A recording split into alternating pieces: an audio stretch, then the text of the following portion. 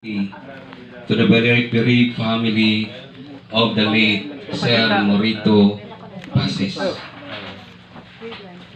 He was ended a special person, ugang iyang kawadon, magdalag dakong kamingaw, ngadto sa tanan nga nakaila kaniya.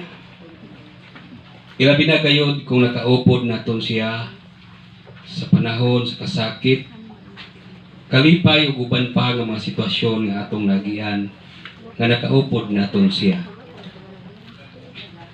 Karong gabi una nagkahitigom kita dili lamang aron magmasulubon sa pagkawala ni Sir Morito apan aron usab sa pag-celebrate sa kinabuhi nga nakapakahikap sa daghan nga mga tao in a profound and meaningful ways.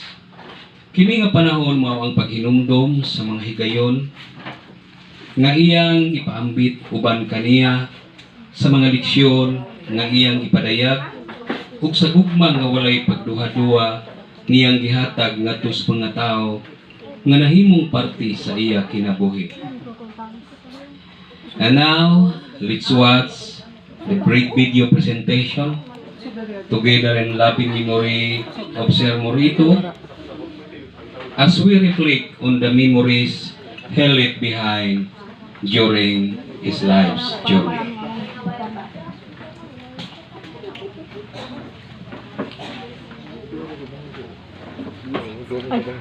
Hah? Hah? Oh.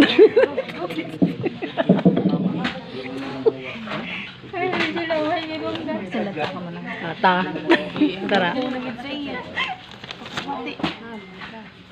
Sensor kasi sa.